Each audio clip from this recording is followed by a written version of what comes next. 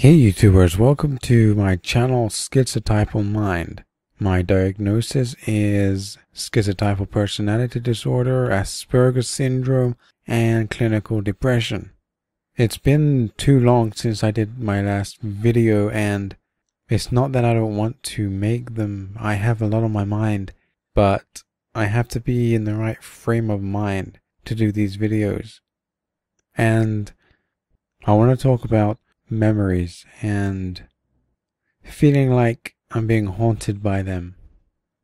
They're all bad memories, and from my childhood, I don't think anything good came of my childhood. Nothing that I can remember. Maybe all the bad stuff that happened prevents me from remembering any good, like a storm cloud stopping the light getting through. I'm not sure why I have these thoughts and memories that just come into my head during my day. Could be at any point. They keep pulling me back, like I'm supposed to do something. I understand there might be something that I'm supposed to be doing, but there's no reason. There's no reason to act upon them. My parents are dead. I have no contact with family. I have no idea where they are. I don't care. The one person that comes into my head a lot is my stepdad. Well, former stepdad. He's still alive, I think. I don't know where he is, but he deserves pain and to suffer. I just hope wherever he is, he's in some kind of pain. He came into our family without love. He was an ex-army tattooed up guy, and I think I've spoken about this before, but I want to talk about it again. He was just a mean, evil person, immature, uneducated, filthy human being. I remember one point that keeps coming to my head where my mother and stepdad had separated, but he was still around because he owed my mother money. So she would just go on dates with him, even though they were separated, just to get money from him. And he knew that. All he really wanted was to get back in the house, have a roof over his head. There was no love.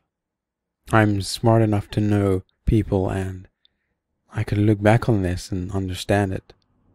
Anyway, they were separated. I was in my room, in my bed, trying to go to sleep. He came up, turned on the light, said, "Clean up your room."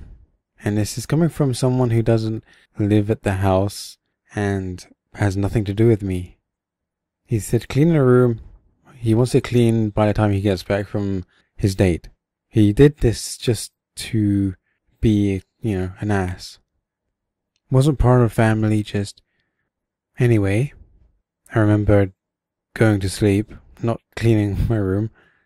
He has no saying what I do. And so I was asleep. He came back. He just opened the doors, turned the light, woke me up. "Why isn't your room clear?" And he was annoyed that I hadn't followed his instruction. And there was a plate with some food on it, and he, tipped it over onto my face. And for the first time in ever, I swore at him. I was, just waking up and full of rage, and I don't swear at people. I'm not a confrontational person. But I swore at him, and then he put his forearm against my neck, held me down, told me if I move, he'll smash my face in, and, he would say stupid things like, "Oh, you think you're hard, don't you?" And, I'm about 15 and 10.5 stone, which is extremely light, and he's ex-army, and he would get in fights with my mother, and, he would hit pressure points. And anyway, after that, he left, and I was traumatized. Couldn't believe it just happened. The next morning, I walked down to see my mother. I told her what happened, that, this man put his hands on me, her son, that she doesn't love, doesn't care about, just wants money from. And she says, well, you shouldn't have sworn at him, should you? And that hurt. It was one of those moments that just took it away from me. And then she started going on about, she asked me how he did it, what he said, and then she looked down really sad, and she says, oh, he hasn't changed then, has he? Like, she was only thinking about herself. I'm sorry that him putting his hands on me shows you that he's not changed so that you can, I don't know, love him again or bring him back. It's just beyond me. The stupidity and parenting, I don't know, it was useless. I got shut down a lot. I remember a point that comes into my mind a lot as well is my real father, who had children, couldn't handle, left, went to live with his mother and brother. He would come around once a week to see us, but he didn't want to. I know that. Just by the way he acted and he didn't really care.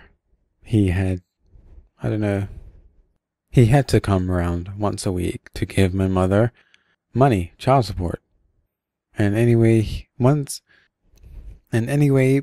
my mother had heart issues, and I remember she had to go into hospital for an operation, and my father had to look after us, had to move in for a while and look after us. And I was really excited. It was great. My dad was coming to live with us for a while my mother's in hospital.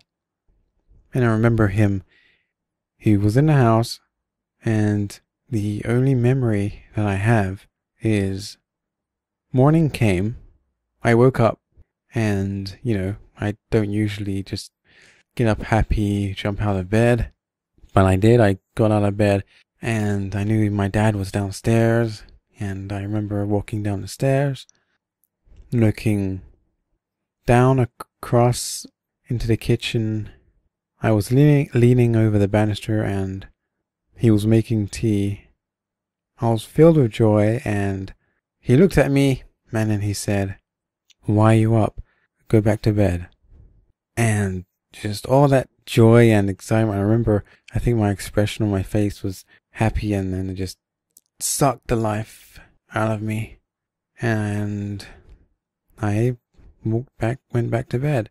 And that's the only memory I have of him being in the house. I can't remember anything else. And I know that he had to stay there. My mother was in hospital, so I don't understand why I can't recall him being there. That's the only memory.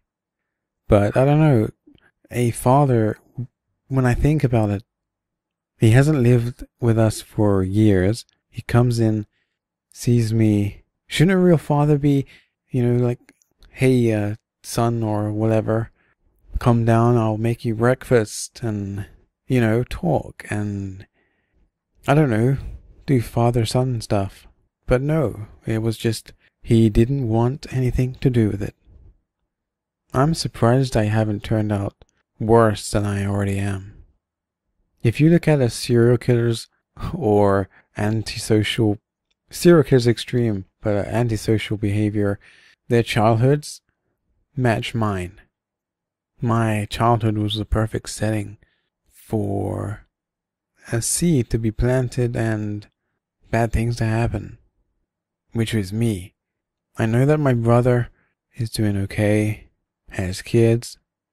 My sister has kids. Seems like I'm the only one who was antisocial, meaning I was a loner, and I just have to deal with life now. I've spoken about having horrific thoughts and anger, but never acting upon them. But I lack empathy, I know that. I've only spoken about 2 memories. There are loads more memories. Being picked on. Everyone's picked on, but I felt humiliated. And my little brother would look up to me like he wanted support, and I was just a coward. Couldn't help. when he was picked on, I did nothing. My therapist wanted me to try something, but he never got around to it because he made up his mind that he felt like I was untreatable, so he let me go. But one thing he brought up was going back into these memories, and I'd be in them as a bystander, and I could change things. I could change the way things went. I could do anything I wanted to without any repercussions.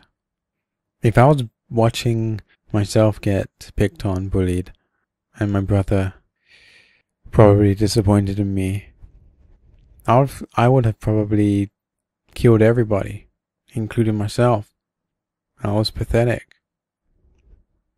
And if I was to go back into any memory, the result would be death. It would be horrific. No repercussions. I don't know if this is a bad thing to say or not, but I think this video is long enough, and I'm going to leave it here. Thanks for listening. Until next time.